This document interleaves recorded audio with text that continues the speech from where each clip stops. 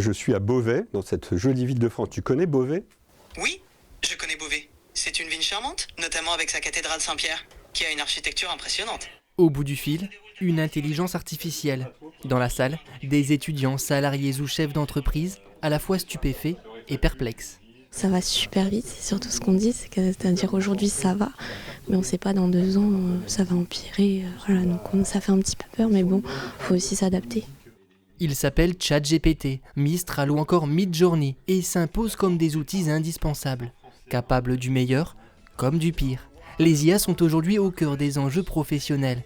Dans ce centre de formation, des initiés et néophytes décortiquent ces nouvelles technologies. Vous voulez illustrer un texte, une présentation, un article et vous voulez faire un diagramme. Bon, voilà. Et bien là, il y a une IA, vous sélectionnez un texte, fait un diagramme et on a un diagramme qu'on peut insérer. On peut aussi avoir des IA qui vont analyser des données chiffrées. On va déléguer beaucoup de choses à l'IA pour rédiger, pour résumer, etc. Mais l'IA, en fait, elle peut faire beaucoup d'autres choses qui, en plus, vont nous augmenter.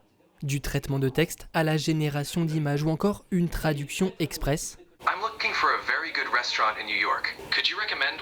Certains voient déjà en l'IA un précieux assistant en entreprise. Ça peut simplifier un certain nombre de tâches répétitives. Au-delà de simplifier, ça peut permettre de les automatiser. Ça m'aide à avoir des nouvelles idées, ça m'aide à faire des résumés. Et ça me fait gagner du temps, en général, du temps qui est précieux et que je peux utiliser autrement.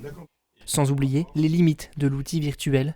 Si la formation vise à démystifier l'usage de l'intelligence artificielle, elle rappelle que la machine ne doit pas remplacer l'homme. L'humain a toujours toute sa place, c'est très important, d'autant plus avec l'IA, de garder un esprit critique, de savoir démêler le vrai du faux. Tout ce qui est généré par l'IA, il faut impérativement que ce soit relu, vérifié, corrigé par l'humain.